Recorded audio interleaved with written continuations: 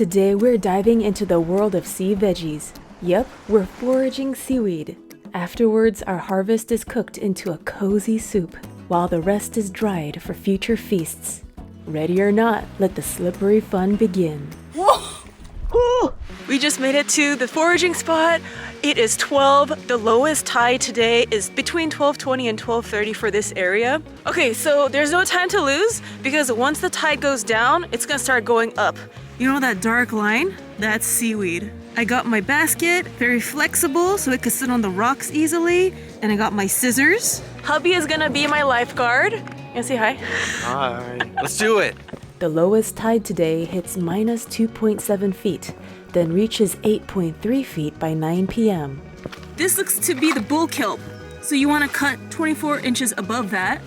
Seaweed on dry land is often decaying, like these have bugs on them. So for freshness and safety, it's best to harvest seaweed that is still in or right next to the water. Wow, so much seaweed!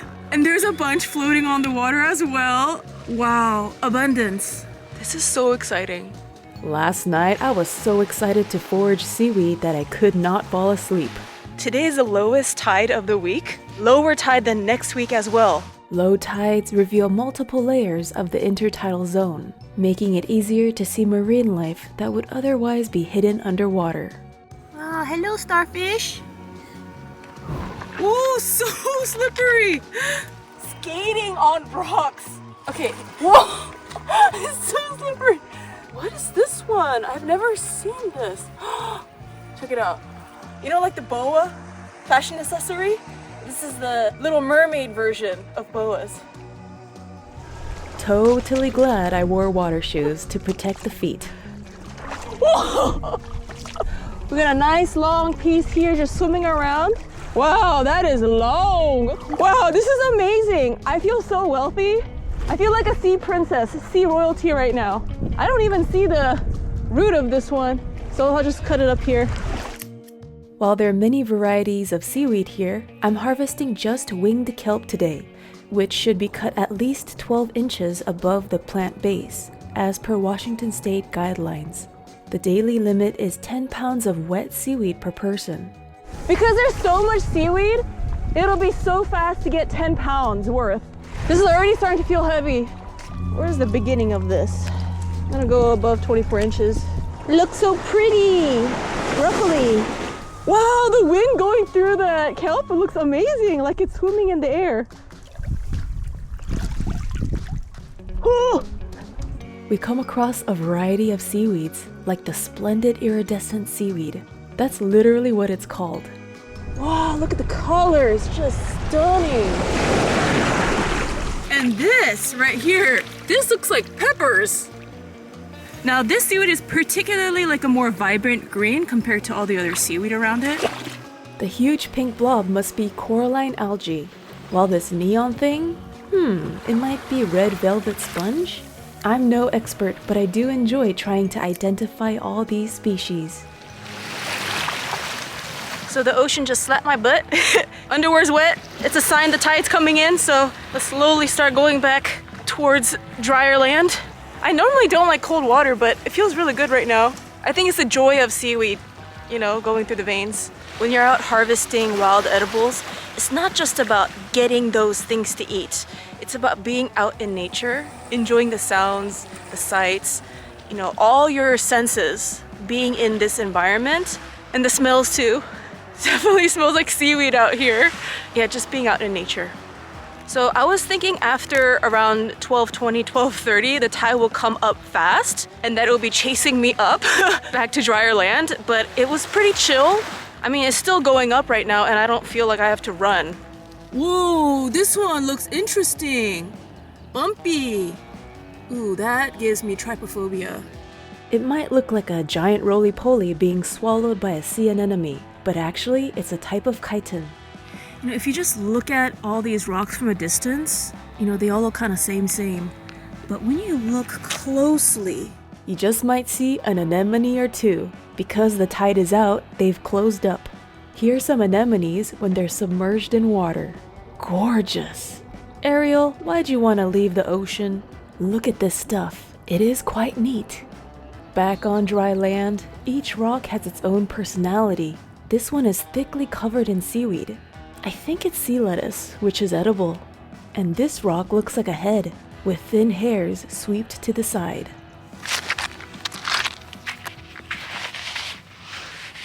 Harvested 5 pounds of seaweed, and my heart is full. Let's go home. Now, there are different ways to treat your seaweed. You can hang them outside to dry in the sun if it's hot enough. Right now it is 5 p.m. and there's not much sun in my backyard because the tree's in the way. So I'm not gonna hang dry it today. According to the Washington DNR, it says wash kelp in warm water prior to consuming to remove contaminants. And we're gonna do that. We're gonna wash it and then we're gonna oven dehydrate it. And then make sure it's dehydrated real good so then it could be stored and you could use it for, I read online you could use it even up to 3 years. Like if you keep it in a cool shaded area. The middle of the seaweed, there's a thicker part that's called the midrib. Now I'm going to cut along this line right outside the midrib because that's gonna take longer to dry. I'm gonna dry those midribs separately. By the way, it's my first time doing this, so we're gonna learn this together as we go along. This bowl of water is not too big, so we're just gonna put like one stem at a time because each of these is pretty long, some of them. This is to remove sand and potentially any creatures that are in there. And when I was cutting the seaweed, I was making sure there wasn't any like critters on it. Feels like fabric, like a thick fabric.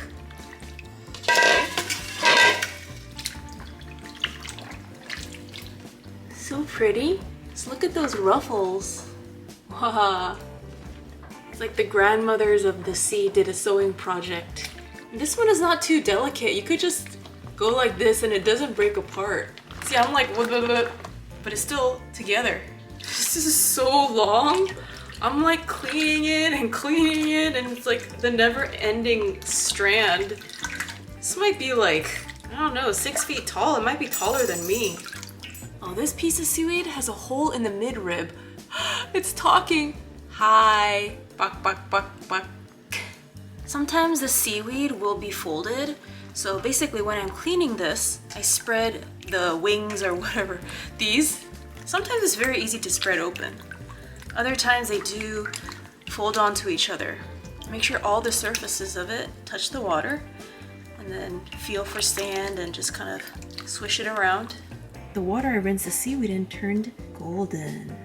It's becoming a seaweed factory over here. All right, all the seaweed has been cleaned. Now this basket has to dry. All right, so I just noticed in the water, that thing over there, it's just me or does it look like a bug? Right? It definitely camouflages well with seaweed. I just put the oven on at 170. For the temperatures and the oven times, I'm referring to this website, stoningtonkelpco.com. Now let's cut the kelp as that's warming up. I got my baking tray. Instructions say to use parchment paper. Oven's ready already. Just cutting along the edge of the midrib. The scissors just glide right through it. Only 3 to 4 pieces of this seaweed is fitting on up one pan. And look at how much more there is. This is gonna take all night.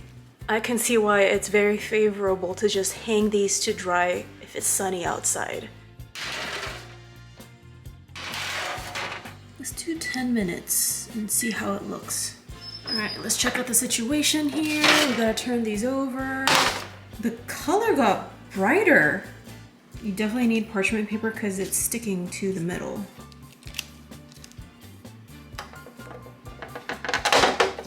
I could already tell you, this is requires some patience if you do the oven drying method. This time we'll put the lighter green one in the bottom. 15 minutes. All right, let's check up on the situation. Still a little wet. Let's turn it around again. And actually, I think I'm gonna put this to 180 degrees.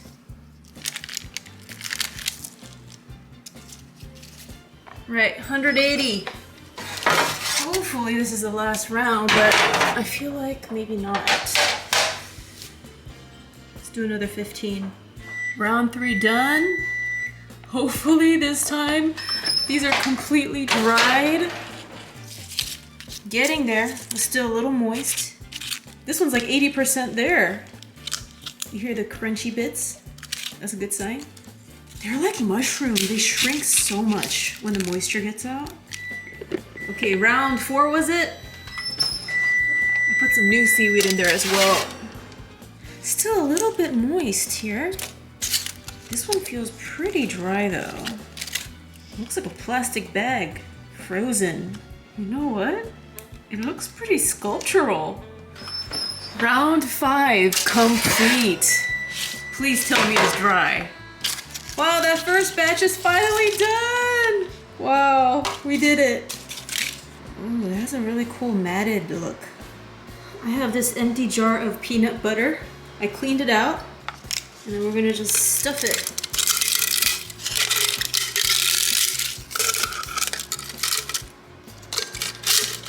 If you don't push it down, see, it takes up a lot of space. Okay, I'm gonna put a silica gel in there to ensure that if there's any little bits of moisture still in there, it's okay.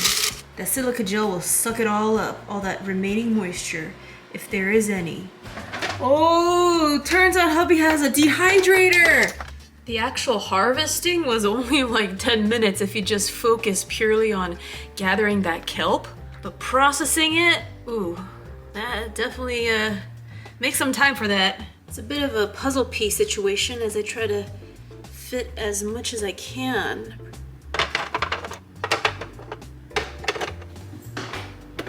My first time using a dehydrator. Hopefully it'll be a success, we'll see. So plug it in. Okay, so I'm reading online, to dry seaweed in a dehydrator, you'll need to set the temperature to around 95 degrees Fahrenheit for 7 to 8 hours. I'll be sleeping when this is done. But if you set it at 110 degrees Fahrenheit, then it'll be done in 4 to 8 hours. Okay, let's turn this down to 110. All right, it's a little past 8:30. I'm getting tired. A bunch of this seaweed, I'm just going to roll it up as if it's like a spool of yarn. Just gonna go in a circle. I'm gonna bring a bunch of this to Mommy O tomorrow, and she's gonna make seaweed soup. You know, miyeokguk, Korean seaweed soup. She's gonna make that. And voila! A spool of seaweed. A couple years back, I filmed another coastal foraging video with a gentleman who took us out for seaweed foraging. And he said that you could just eat this raw and he would make a sam out of it. Basically, cut this into like nice rectangles and then you could wrap rice inside it and eat it after like dipping it. Most of this seaweed has been mint condition, perfect. But this part, it looks very like it's been stabbed. I don't know if someone stepped on it onto the rock. That one's gonna go into the potential chicken food pile, or I might turn this into like a seaweed fertilizer thingy. I just learned about it online. 9:09 p.m. Let's check up on this dehydrator situation. I just unplugged it. Now for the reveal. Wow, nice. Wow. Oh, this is good. This is fast. This was not 4 to 8 hours. This was 1 hour, 10 minutes. Wow. Dried, 100%. Awesome. While I'm preparing for another round of dehydrator, look at this boy. He's been waiting for me to give him something. Actually, we give this ocean kelp to him every morning. It's not like a fine powder, more like crumbles. You know what it is. It's part of her breakfast. Stuff this big peanut jar to the top. This one's for Mommy O. And the small peanut butter jar. This one's for me. And this one's undecided. Round 1 complete. The top looks nice and smooth and shiny. The other side, the side touching the pan, it's all wet. I'm so sleepy. Round 2 of the mid-ribs are done. I'm just flipping all these over again. Still very moist because it is thick. And I'm still very sleepy. But we're doing this. 15 minutes? They're still pretty wet, as you could tell, because it's like flimsy. I'm gonna move these over to the dehydrator, and they could dry slowly during the nighttime as I sleep.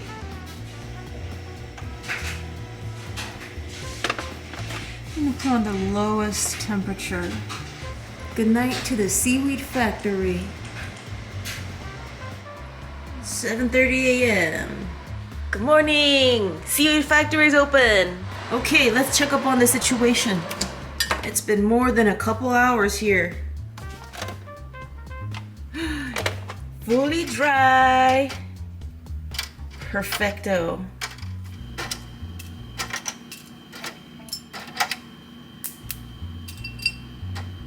Very nice. I love it. Remember to put your dried seaweed in an airtight container. That'll make it last longer. I need both hands for this. Mommy-o! Hey, What's brewing in your cauldron today? miyeokguk seaweed soup. This is the spools of seaweed that I rolled up yesterday. And so you're chopping it into like 1-inch thick strips. Okay, Mommy-o made a soup stock. What's in it? Whatever good stuff. I put Korean radish and some vegetable. And there's one small round thing, like it's not MSG, but it is so popular in Korea. I bought it when I visited Korea last year. If it's not MSG, what is it? It's not MSG, but what can I say? Like mushroom powder, yeah, you know mushroom. Oh, like an powder, yeah. umami thing. Okay. Alright, so that is on high. And then she's putting in that stock. As the seaweed soup is brewing, Mommy was making fried rice.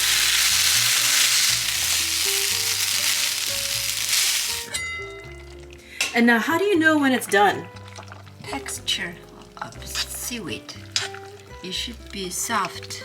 And then you have to cook it longer because the mid-rib is thicker. Yeah, sometimes I cook like 3 hours, simmering. Wow.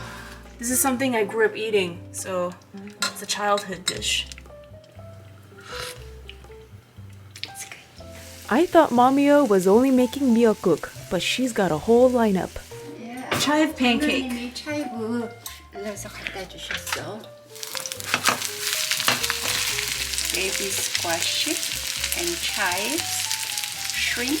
Yeah, I don't have raw garlic, so I will add a little bit dried minced garlic. Okay? Like this. To make seaweed soup, all you need beef or chicken broth. But I made my own stock. And later, it's mussel, 1 can of mussel, or canned oyster, or clam.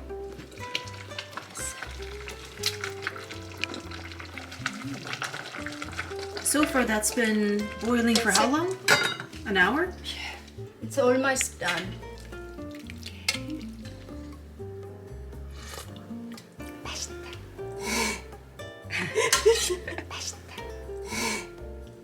You know it's good when there's blinking like that. 만든 거거든? 그건 또 뭐예요? 샐러드예요. Cucumber salad? The older I get, the more I treasure my mother's cooking, not just for the flavors, but for the memories and love stirred into every dish. Ah, the flavor of the beach. Salty. You might be wondering, where do you forage seaweed? The answer is on the WADNR website. All state park beaches are closed to seaweed harvest except Fort Flagler, Fort Ebey, and Fort Worden. Those are open for seaweed harvest for a limited time from April 16th through May 15th only. Always check for updated info for harvesting in your area before you go. Also, remember to check online for those tide charts. They'll tell you the times and dates for lowest and highest tides. These charts look like a depiction of my PMS mood swings. And here's a photo of my lunch with the seaweed I foraged. For the outtakes and bonus footage from this video, check out the exclusive vlog number 43 on Patreon. As my seaweed dries, so do my big vases. For more pottery updates, follow my visual arts Instagram @CreativeChillout. For food, travel, and everyday life, my main Instagram is @MissMinaO. See you in the next video!